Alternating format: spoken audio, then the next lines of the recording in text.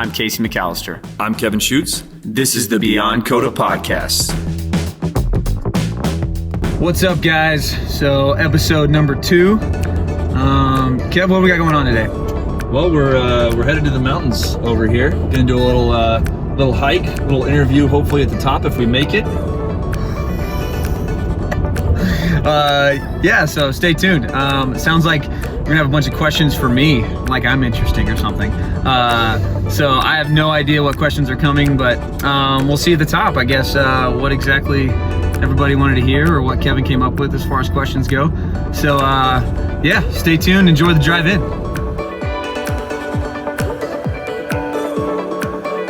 Views. What do you gotta say, Casey? Better look out. That's what we're going up.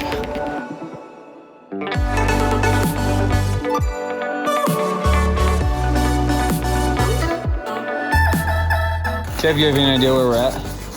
Well, now we know we're on Flatirons 1. We were trying to go Flatirons 2, but we'll just do the first one.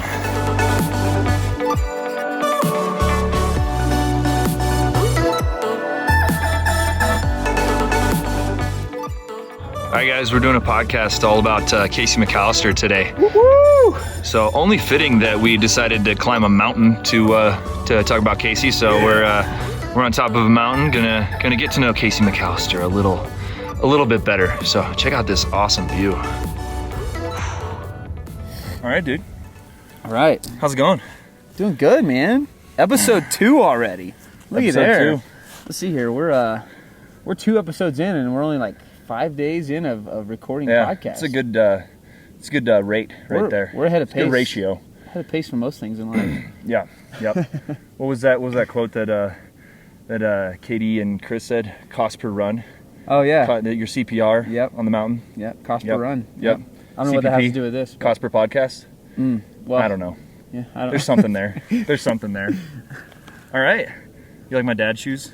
Those are pretty slick, dude. I've seen you. I need some cool trail shoes like yours. Yours look pretty cool. You could climb some mountains in those. I mean, half the battle is looking the part, and then the Yeah. other half is like kind of being able to do. Yeah. Is that why you grew a beard?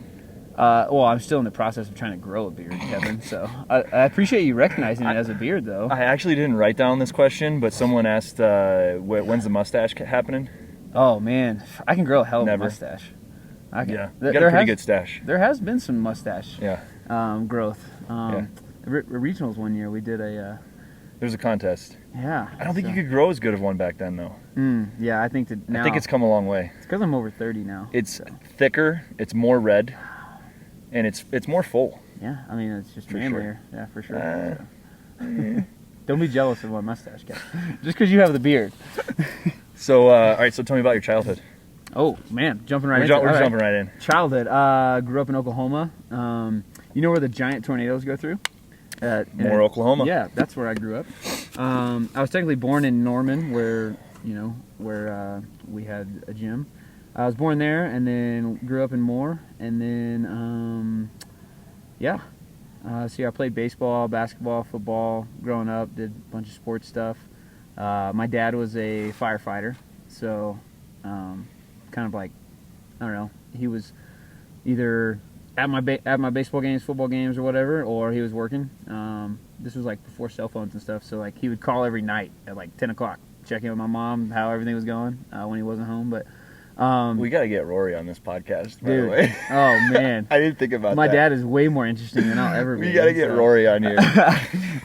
We should start a calling, just calling him out. If enough people do it, he'll get on for sure. Yeah, he'll come on. Pretty like, I mean, nothing exciting. Just grew up doing kid stuff. Yeah. What question? What do you want to hear about my childhood? We got more there, but this was a discussion we were having on the way up. So, since you were born in Oklahoma, what are those things that you used to draw with when you were a kid? They come in. There's like Crayola is the main brand. What are those called? They're called crayons. Say it again. Crayons. Crayon. No. Crayon. I don't enunciate. It's a crayon. No, it's not. It's a crayon. crayon. Not crayon. Not a crayon. It's a crayon. It's a crayon. That's your Brazilian coming out in you. Wasn't was it Teddy Lehman said Crayon? Cron. Yeah. is a cron. I'm like, dude, I don't know about that. I don't know how you got those consonants and vowels. Yeah. Is there any other words that are different? So like a small stream in Oklahoma, it's called something else. What is it called? But I call it a creek. Some people would call it a crick. A crick? Yeah. A crick? There we go. There's width, and then how tall are you? Yeah, well, this is something up until like recently, I used to say height. And I've been trying to work on it and calling it height. It doesn't make sense, though. Width and then height. I can't argue. It's totally true. Spell it out loud, and then it's like, yep, it's definitely height, not height. Yeah. So I've been working on that. You can always get better, right? So we're gonna jump right into the serious questions. Oh, okay, all right. Here comes a joke. If you had to listen to one band for the rest of your life, Creed or Nickelback, one band, the rest of your life. Oh, that is Creed or Nickelback. What would you choose? It's only those two, right? You can't choose anything else. It's obviously Nickelback, man. Like Creed is not even a close second. So how did this whole Nickelback thing get started? Okay, Tell me about it this, is kind of Casey. it has kind of got out of hand. How did this whole Casey Loves Nickelback thing get started? It's kind of funny. It's been recent, like within the last year. So I mean, don't get me wrong. I used to listen to Nickelback quite a bit. Like it was on my workout playlist for sure. Before everybody had to listen to your playlist. But like whenever I used to work out by myself with my headphones in, I had a lot of Nickelback on there. Just the hits? Oh, well, I mean, they're all hits from Nickelback, so. But let's see here. One day at the gym, I was like, dude, I don't care what anybody says. Nickelback's a good band. And then everybody's like, no, don't put on Nickelback. So I jokingly put it on, and like I played it maybe 3 to 5 songs at Ironview of Nickelback. No way. That's it? I mean, 3 to 5. That's a large range. A day? No, total. And now I just embrace it. Like, I think people are full of crap. People that say they don't like Nickelback. Deep down, Nickelback comes on, they start tapping their foot, they start snapping those fingers. They start singing along with it. So I think they're full of it. But it's okay. They don't have to admit it. I'm secure enough to know that Nickelback's a good band. Nickelback, if you want to reach out to me, we can partner up and do some collaborations or something. So. It's only been maybe a month. And there's been some really good memes that have been thrown out. Oh, there has been some Casey awesome. Like in Nickelback. There's been some awesome. Most of them come from you, but I've made a few. Yeah, no, I definitely like it. It's funny, so I'll definitely play into it. It's totally fine. But I mean, don't get me wrong. Like I don't hate Nickelback, but they're not actually one of my favorite bands. It's just you got to play into it. But yeah, Creed on Nickelback all the way. Nickelback. Okay. Yeah. All right. Okay. Nickelback or Eminem? Oh, Eminem, okay. all day. All right. You redeemed yourself in a lot of listeners' eyes. All 10 of them. So before we went to the gym, what'd you do? I was a police officer in Norman, Oklahoma for just shy of 8 years. So I started September of 2010. I was 21 years old. There was one other person that was younger than me in the academy, and he was also 21. He ended up not staying there very long. So after he left, for like 4 years, I was the youngest person in the department. Wow. Up until I was like 24, 25. I was like the youngest one there. And then some other guys that were younger came in. But I was a police officer. Really enjoyed it. I didn't necessarily like try to get out of law enforcement because of anything super negative. It was more of just the opportunity to come out to Colorado and open a gym. And that opportunity probably wasn't going to be there very long. Whereas law enforcement, it'll probably always be around, I'm guessing. So I think so. Yeah, I did a lot of different stuff in the department, and was really fortunate to get some cool experiences with different things. And some of it sounds really cool, but really isn't that big of a deal. And other stuff was a little bit more cool, but doesn't sound real cool. So but yeah, I got some cool opportunities, and it was fun, man. Almost 8 years there. Met some really good friends and stuff like that along the way. What'd you like most about it? Oh man, like the people I worked with were awesome. Some of them, some of them I worked for were not the best, but some of them I worked for were awesome. And a lot of the guys and girls I worked with, man, they were awesome. Still some of my best friends today. Being so young when I got on, some of them really kind of helped shape me into the person I am today, or at least kind of like led me down the path of. Whether that could be good or bad depending on how you look at it, but a lot of them influenced me to who I am now. So the people that I worked with were probably the best. Genuinely, we were about 170, 180 officer department, and I would say 99% of them were awesome people and there for the right reasons. There were some people that were, just not my favorite people, or maybe didn't have the best intentions or whatever. But overall, like almost every police officer I came in contact with had the best of intentions. Now, whether they were, doing what they should have been as far as training and getting ready to, take care of the public and, being in shape and being proficient with firearms and working on people skills and, that might be up for discussion, but everybody had good intentions. So. Were you on any other teams besides just working the streets? Yeah, I was really fortunate. I got to do a lot of different stuff. I was on the pistol team, which was just basically a competitive firearms team, which sounds really cool, but really just I got to shoot guns more and with pistols. And then I was on the SWAT team, which sounds really cool, but as long as you can shoot good and you're in good shape. Oh, don't downplay. I was just the SWAT team, whatever. But as long as you can, you have a good head on your shoulders and you can, pass the test and stuff, then you have a good chance of getting on. Now, whether you, are a good SWAT operator or whatever, that's different. But I worked around some really good guys that kind of, led me down the path. We had a really good team, and guys worked together really well. I've probably gotten more arguments with the guys on the SWAT team just because we're all very type A, but at the same time that made us stronger team and better communication. So, what position were you on the SWAT? Do you call them positions? They're not really positions, but what are they called? Like where you're at in the stack. Where are you at in the stack, bro?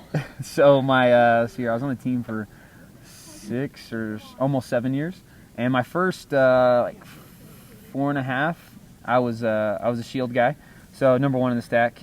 And then my last about 1.5, 2 years, I was what's called assistant team lead. So you have like the commander of the SWAT team, and then you have the assistant commander, and then we had 2 teams for entry, which we would go in and like actually serve the warrants or whatever. There's a bunch of different facets of the team, but within those 2 teams, you have a red team and a blue team.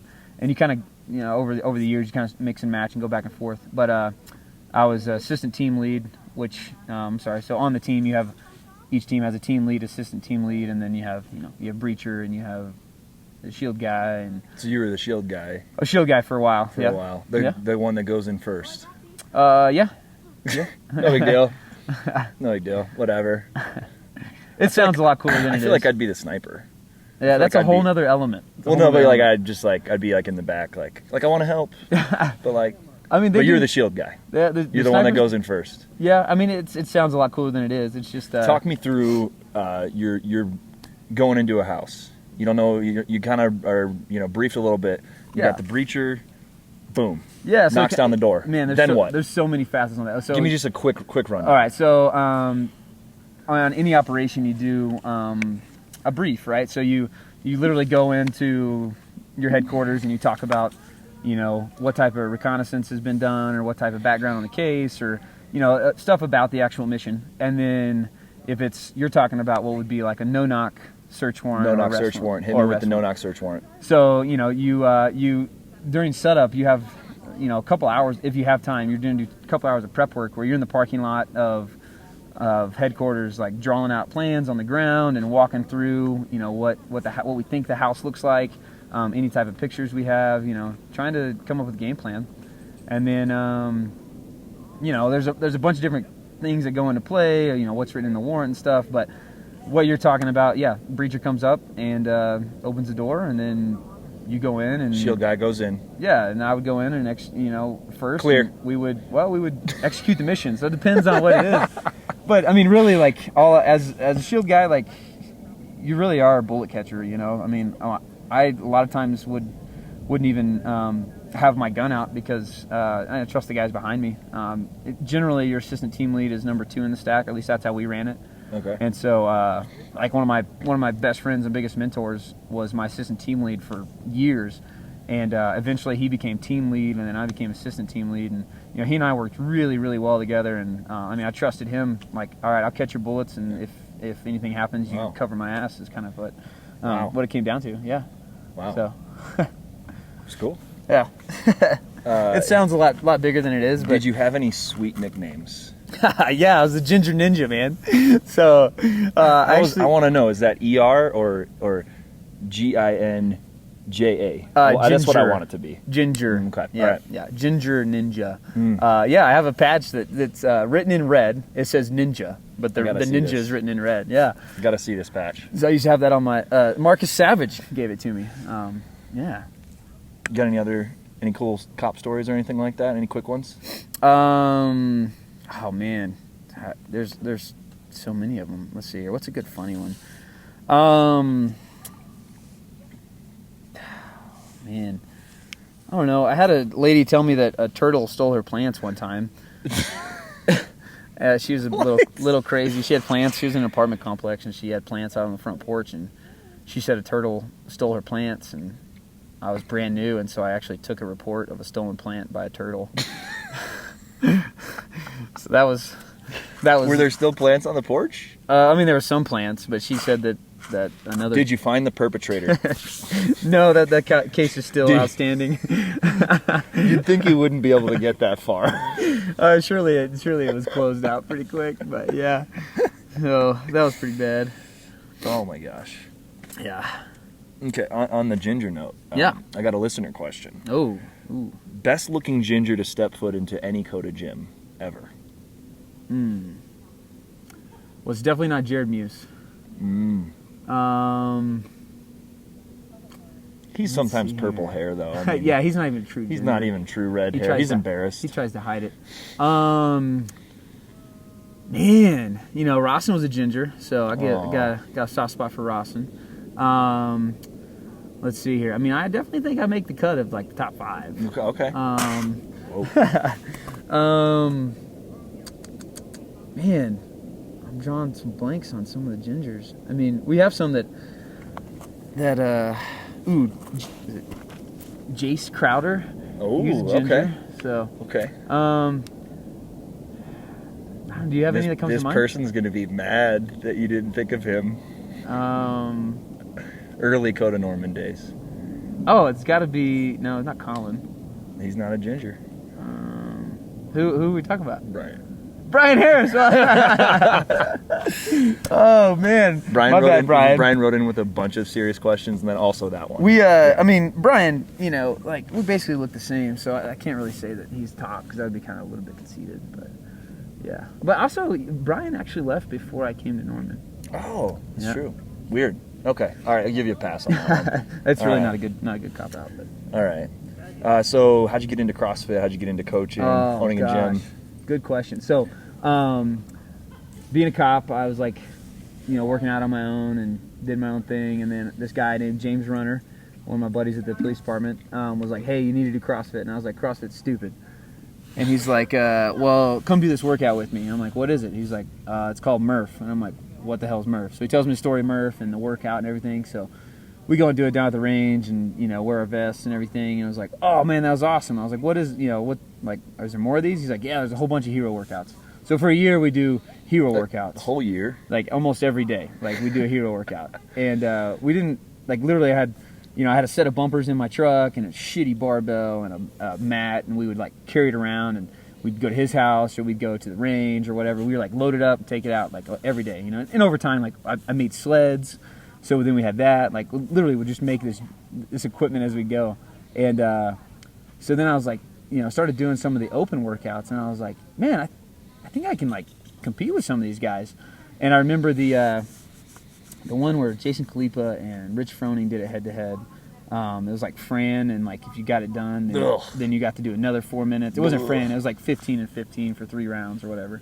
Anyway, Which is Fran, yeah, which is the same amount of reps. And I remember I think they got into their 3rd round or something, and I was just shy of finishing 2 rounds, which would have put me there. I was like, man, and I was anyway. So I was like, I need to go look around. So I went to a gym in Norman. Went there one time, and one of the guys I was working out next to, was changing the workout in the middle of it, and I was like, hey, why aren't you doing that? And he's like, you don't see the people on the CrossFit Games doing this workout? And I was like, those are the rules, though. Yeah. So I was like, whatever, this CrossFit stuff's stupid. So then I went back doing my own thing for a few more weeks, and then some gym I heard about called Koda in Norman, and so I drove by it on patrol a couple times, and I was like, I'm gonna go work out with them. So I went in there and What worked year out. is this? 2013. 2013. So little secret, I was getting married a month or two later, and I was like, well, if I'm gonna do CrossFit, I need to get this like in the budget now before I'm married, so like it's not a new expense that I have to like get approved once I'm married. But if it's already there, then it's like already built in. So I like go check it out, and I loved it. And first workout was like sit-ups and double unders, and like right in my wheelhouse. I was like, awesome. So I come back like 2 days later and sign And up. burpees, I remember that. There's burpees. Oh yeah, finished with burpees. Yeah. Yep. Yeah, you did it with me. Yep. And so I was 1-0 against Kevin Schutz. I didn't know who he was, but I just knew he was a coach at Koda. It's not saying much. So I come back on Saturday, all right, and Saturday was Nasty Girls. And I didn't know that there was such thing as a guy's bar or a girl's bar. I used a ladies' bar, so I would only use 125. I was like, man, these bars are sweet. Yeah. My hands feel so big. I'd never done a muscle up, and so I had to do like chest to bar pull-ups and dips or something. Anyway, so I get my butt rocked. Tommy Sullivan was there, Colin was there, Kev was there, all these. Oh, Brad Lawson was there. All these jacked bros were there with their shirts off, ripping out muscle ups, and I'm like, all right, this is where I want to be. So I got my butt kicked, and then Kev taught me how to do a couple muscle ups after that, and then. Yeah, then I just got into it and worked out there every day. Was that when you hit yourself in the face with a barbell? That was after I started coaching. Oh. Yeah. So a couple months later, I knew Coach Tony was graduating in the spring, and it was like December, and I was like, hey, is Tony graduating? Yeah. Is he going to live here? I don't know. And you're like, why are you asking? I'm like, well, I don't know. I might want to coach. And you're like, well, do you For the record, I knew what was coming. Yeah. Why are you asking? Oh, yeah. Kev's like, well, do you want to coach now? And I was like, well, yeah, I would like to. And he's like, well, let me talk to Bryce. And so, so like a week or two later, you talk to Bryce, and, and next thing you know, Tommy and I both started coaching at the same time, got our level 1. I was like, this guy's going to be good, Bryce. He's going to be good. Yeah. I started coaching good, end of January, beginning of February, something like that, of 2014. So, yeah, and then I started coaching some and didn't know what I was doing, kind of like I do now. I just kind of make it up. And then, so I was still coaching today and turned into changing my career path and everything. Yeah, how'd you go from coach to gym owner? In Norman, Kev was like taking care of me. You were taking care of me and like giving me whatever classes I wanted, and like, hey, whatever you want, like, just as much as you want to be involved. And it kind of got to a certain point, and you're like, hey, like, what, you wanted me to be a bigger part of it as I could be, or as I wanted to be. And I was like, dude, I don't know, is there any chance of ownership? And you're like, yeah, sure, we can work something out. And so you brought me on as an owner, and then Tony's gonna move out to Colorado, so we all go out to dinner with Tony and start talking about Colorado needs a Koda gym, and next thing you know, that's how Koda Ironview actually became. Like, long story short. Talk about this specific conversation. How did this come about? Tony says you should come to Colorado. Tony, what happens next? Yeah, Tony says, hey, you guys should open a gym in Colorado. Kevin says, I'm in. I was like, I'd do it. Liz is like, I'm in. And I was like, wait, what, Liz? Really? Kaylin's like, I'm all in. But and then Casey, you're like, yeah, wait, what? Kaylin's like, but he'll never do it. And I'm like, yeah, you're right. I'd never move to Colorado and open a gym. And now here we are. So I think you texted me that night, though. I texted you within at least a couple of days. It was like, hey, dude, man, are you serious? That's actually really, yeah. And then we talked about it, and then, yeah, we made some trips out here doing some recon, and yeah, we're here. It's just crazy, but it's awesome. What's your favorite thing about being a gym owner or coach? Either way. Yeah. So I think the quality of impact you can make as a coach / gym owner. So, the overlap between being a coach and being a police officer is ultimately you want to help people, right? So the fact that as a gym owner you can still help people, it's just on a smaller scale as far as the number of people you're impacting, but you can make a pretty deep impact within a small group because you see the same people, hopefully, 3 to 5 times a week, and being as involved as we are as far as coaching and getting to know people and stuff, you can make a good impact. And then also, like, you get the same, as much impact as you make on people, they make the same impact back on you, which is pretty awesome. Pretty awesome. It's probably my favorite thing. I'm switching gears. Good. Best pre-workout. Listener question. Best pre-workout. I've had a lot of pre-workouts in my life. So So one that scarred me the most was the last time I threw up in a CrossFit workout was on the triple threes. I ate Sonic bacon, egg, cheese sandwich and then took a scoop of No Explode. And at the end of that workout, I puked it up everywhere. So No Explode's out. What color was that? Is it just red? It's pink. Yeah, it was pink. I remember. Oh, that was so gross. Bacon, egg, and cheese and pink. Oh, it was so good, man. Oh, I don't think I've had a bacon, egg, and cheese toaster since then. But oh, that was the good old days. That was definitely right after the triple threes, whenever that CrossFit Games was. Man, I don't know why I'm drawing a blank. Well, what do you do now? Do you now take pre-workout? Now I have coffee. Coffee? And He's an old man now. I do take. Is it Old Man Maxwell House or? Oh, dude. Old Man. What was it? Old Man Folgers? I forget what. It's Kroger brand, bro. Kroger brand. Kroger brand. The purple can. I don't know what flavor it is, but purple can. That's some delicious coffee right there. There's so much soot in the bottom of it. That's why this. What? That's why this beard's growing in. So, the soot, is that what you get? What you pay extra for? Yeah, The soot? I don't know what that means. Yeah, for sure. Oh man. What's the toughest open workout you've ever done? Oh God.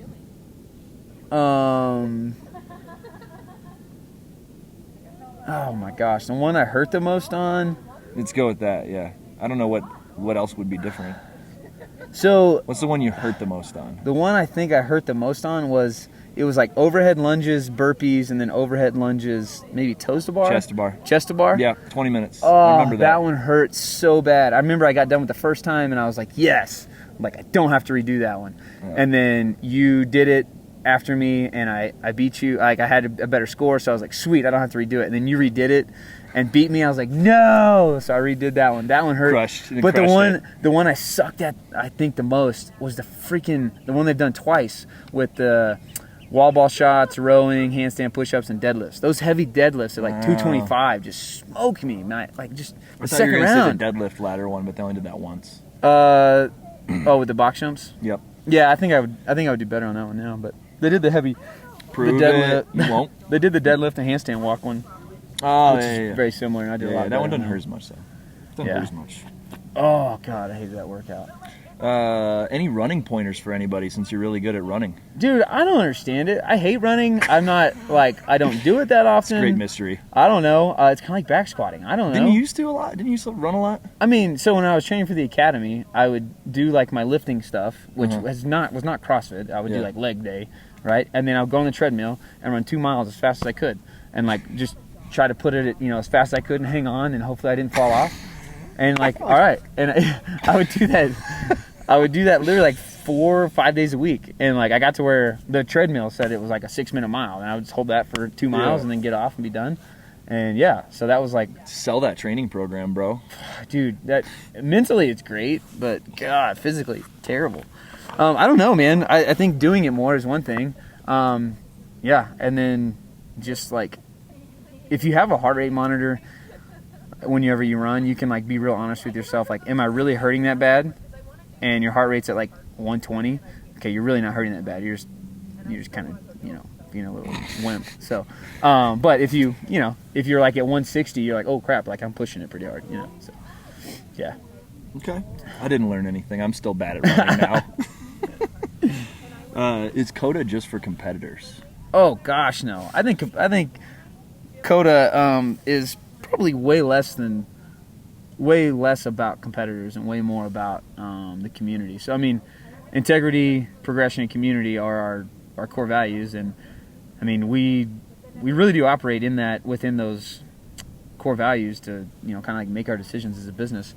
But no, I mean the coolest stories are the ones of people that are doing stuff they never thought they could do, whether it be full range of motion on a back squat or doing pull-ups or muscle-ups or whatever. Like competing is totally a side note. That is cool, don't get me wrong, and there's some people that is their focus, but competing is secondary to other cool stuff. Should have asked this one earlier. Are you afraid of heights? I mean, like, I don't want to be like, this is a relevant question. I don't want to be like on the side of a cliff, not tight in, but I don't know. I'm fine up here. I don't think I'm just gonna like randomly fall off. I don't know if you can see, if you can really see it that well on the video. It's pretty sketch. It's pretty good drop off back here. Yeah. Yep. Right behind the camera, there's a large cliff.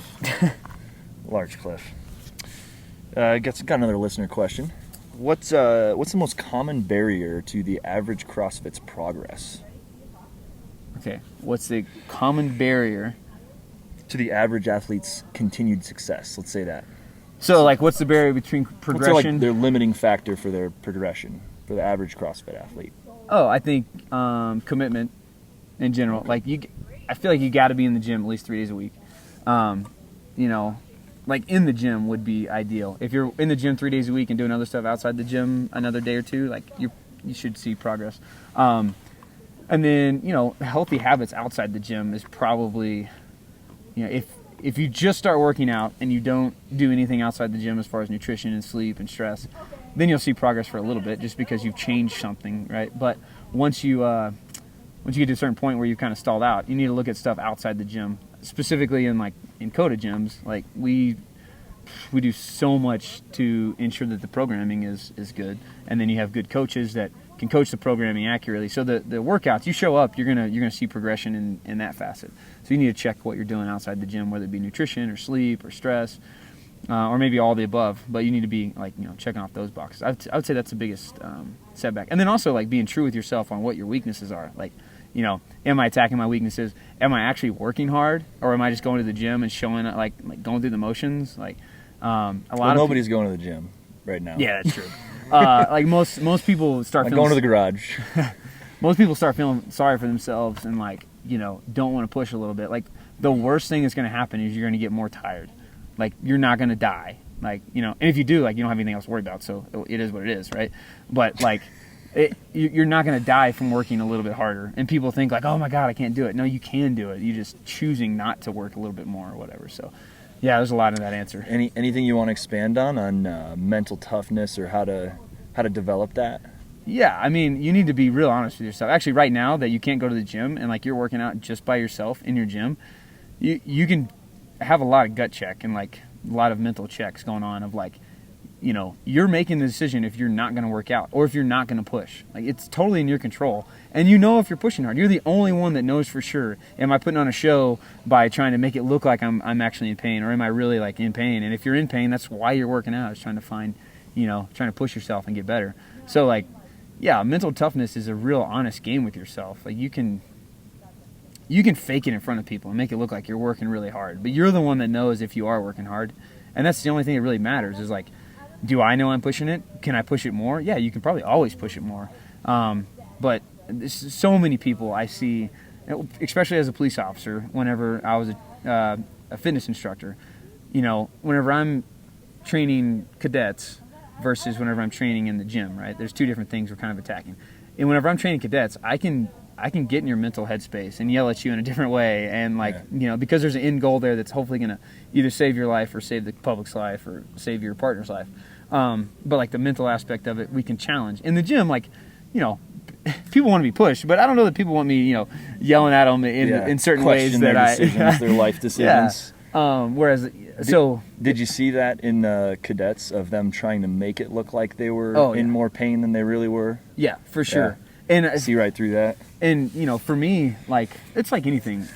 If you kind of go into the mindset. I mean, I remember being in the academy, I was young and I was in good shape, but my goal was to outlast any instructor and outrun any instructor, out push up, sit up, and the instructors, they would do a little bit of work and then they would rest and let another instructor sit in and then do a little bit. And my goal was no matter which one came in, I wanted to beat them, right? That's awesome. And then when I became an instructor, I tried to make it a goal to do as much as possible alongside of the cadets, so they couldn't say well, they're resting or whatever. So yeah, I mean, if you make the decision mentally to I'm gonna win, no matter what that is in life, right? If it's physical fitness, if it's being a dad, if it's being a husband, if it's going to school, whatever, you make the decision to all right, I'm gonna win this, whatever that battle is. You can do it. It's just a matter of most people aren't willing to stick it out. It gets tough, right? I mean, right now, everybody's going through a tough time right now with stuff that's going on. If you make the decision that I'm going to get through it, then you will. And if you make the decision of having no plan or just giving up, well then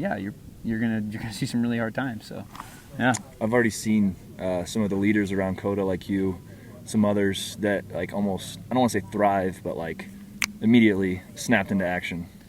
Yeah, definitely. Yeah. I feel like all the owners and managers of the gym have definitely stepped up a notch. And like us as a leadership team have definitely stepped up. We've had more meetings in the last week and a half than we have in the last since I've been a full-time owner. So, Did you see me grilling? yeah, I did see that. I thought that was awesome. I was like, you know what?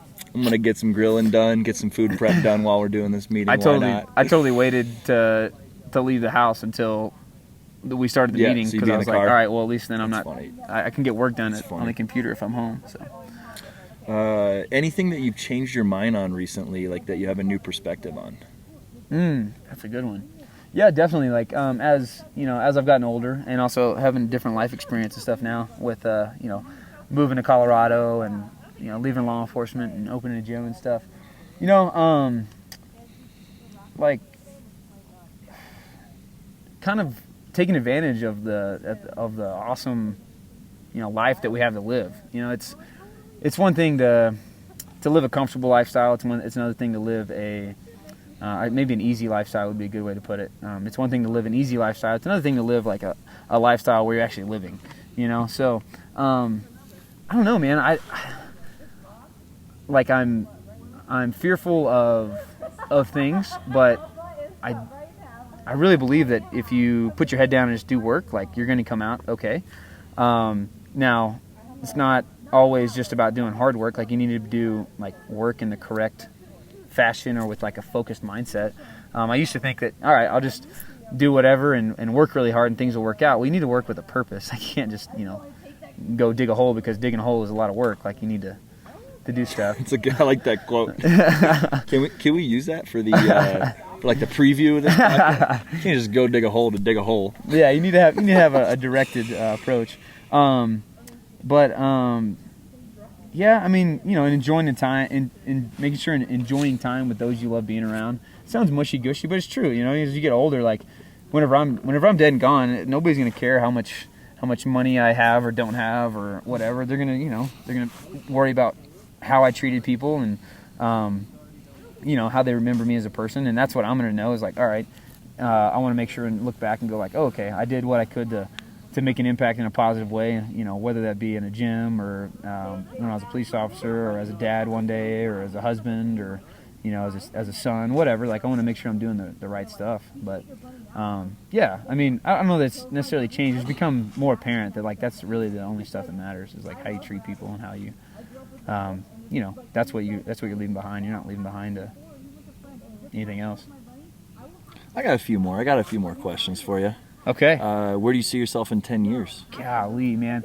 So if you would ask me that question 3 years ago, I would have said, well, I would have 4 years left before retirement and blah, blah, blah. And then... would you be in Oklahoma? Oh, I would totally have been... If you asked me that 3 years ago, totally. Oklahoma, counting down days to retirement before I did something else, or, I don't know, definitely being a cop. So to ask me where I'm going to be 10 years from now is crazy. I honestly have no idea. How about what do you want to have accomplished in the next 10 years? That's deep. I want to, within the next 10 years, I want to have a family, meaning I want to have kids. I want to, I want to not hold back on whatever it is that comes to mind as far as if I want to go do something, I should go do it. I've never so a good example would be like vacations, right? I like traveling. I don't do it that much, mostly because I'm like, oh man, finances get in my head and I worry about how much it's going to cost. But I've never spent money to go travel and then regretted it. Like it's always been worth it. So if I want to travel or if there's stuff I want to go do with, experience with family, then I want to go do those things. I want to have more relationships where people, if they have a flat tire and they're 3 hours away, that they know that they can call me and I'll get up in the middle of the night and go change their tire for them. 3 hours. Like that, I want more relationships like that. Not necessarily where I go, drink beers with them or whatever, but where they know, like, if they need something, that I'll be there for them. Let's see here. Yeah, there's no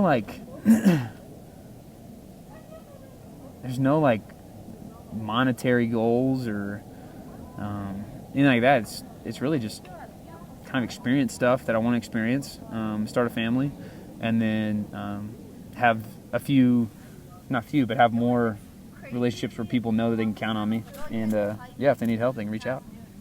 I like it. What are your biggest fears? Biggest fears. It's interesting on our hike up. Not heights. On our hike up, I sounds morbid, but like I don't look forward to dying by any means, but like I kind of know it's gonna happen one day, so I don't necessarily fear it. I mean, I don't want it to happen, but it doesn't like scare me. Not scared of heights. Not scared to die. Are you Casey McAllister? Do I have? Are fears? you scared of anything? Yeah. Let's see here. I mean, I would say a fear of mine. I'm not like. There's a difference between being scared of something and having a fear. Like I feel like a fear is something you recognize, but it doesn't prevent you from doing stuff. Hit me with both, buddy. I feel like I'm fearful that I don't make a positive impact, and so therefore that's why kind of the lifestyle I try to live is positive impact. I mean, dang, what am I scared of? I know I'm scared of something. It's hilarious to me that you can't think of anything that you're afraid of. I mean, like I'm not like terrified like snakes or whatever. I mean, I don't want to like get anything like that. You like spiders? I don't want to like go to bed with spiders, but like if you had to pick one thing, like an animal or what's your biggest I mean, I fear think there? Cockroaches are disgusting. Cockroaches? I mean, oh yeah, those are pretty gross. I mean that's pretty nasty. I got an idea for another podcast. Oh no. Just gonna get some cockroaches, bed of snakes. Put your hands in it. Oh yeah. Oh yeah. Yeah, I'll let you get all that. You set it all up then. Okay. Yeah. Yeah. Man, I don't know of anything that I'm like terrified of, man. I really don't. I mean, I don't like small spaces. Like, yeah, I wouldn't. Claustrophobic. Okay. Like I don't know. I just crawled through a really small crack to get up here. But we're out in the outdoors. Yeah. So. I mean, I wouldn't want to like be buried in a coffin alive. That would be. We're thinking of some good ones now. That would be pretty buried alive in a coffin. That sounds pretty horrible. Yeah, I mean, but I don't know. Pick your top one. Cockroaches. Ooh, buried alive in a coffin cockroaches? with cockroaches. That's my biggest fear. A coffin that is falling apart, that's rotting. Yeah. That the cockroaches can get into. Yeah, like that sounds terrible. Okay. All right. I think we nailed it. I think we nailed that. Cool. I'm terrified of that. Do you have any favorite quotes? Ooh, yeah. I didn't ask Casey any of these. I didn't give him a hint into any of these questions ahead of time. Yeah, this is all off the cuff. See if I can remember it. What is it? It's by Aristotle. It's excellence. Or let's see here. Shoot, something about what we repetitively do. Excellence, therefore, is a habit. That sounds pretty good. Gosh, what is it? I can't remember the details of it, but it's something to the effect of like, we are what we repeatedly do. Excellence then is a habit, or something like that. So, I think Trey is where I heard this the first time. Is how we do anything is how we do everything. So it's kind of like I like that one.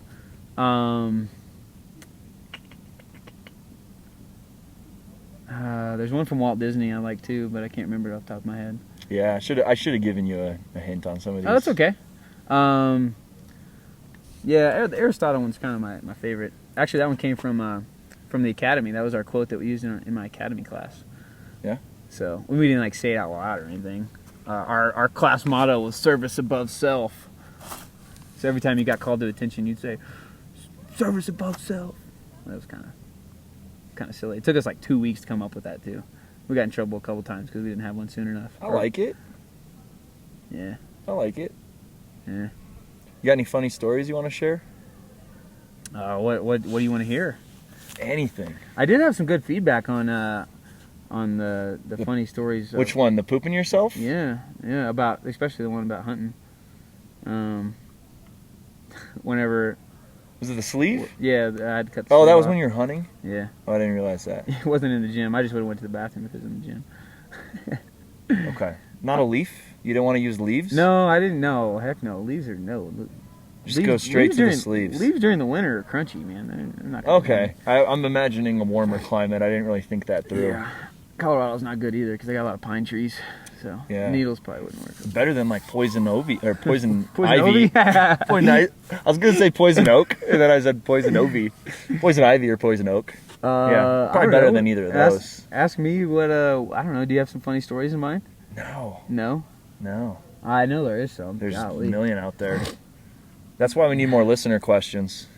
Yeah, or even prompted ones like Yeah. Jaeger would be a good one to give some Yeah. feedback on some funny questions or funny stories. All right, you got anything else you want to tell anybody? No. Anything else you wanna share? Sorry, it's so serious. I'm fired up though. Yeah, I'm fired up. hope The you last are. few questions, the Yeah. the mindset, and Yeah. I'm ready to run down a mountain. If only there was a mountain that we could run down. Let's right climb up. now. Let's finish climbing the peak of that Yeah. one. Let's do it. Yeah. Well, I hope other people enjoy it some. It is weird talking about yourself. I can't wait to do this for you. Oh, great. Yeah, it's weird. Oh, great. We'll have to get some more listener questions in and get some funny stories going. Heck yeah. You got any good quarantine stories so far? Oh man, I spilt a freaking wood stain on my driveway. Oh, that turned into like a 4-hour cleanup project. That was terrible. Let's see here. There's got to be some good quarantine stuff. I don't know. You got any pandemic projects lined up over I like the next that. few Yeah, weeks? yeah. I asked Kevin. I asked you, hey, you get any honeydew list done? And he's like, they're called pandemic projects. Okay. I'm like, I like that better. Oh man, nothing right. crazy so far. Okay. All right, let's call it there. All right, man. Let's do it.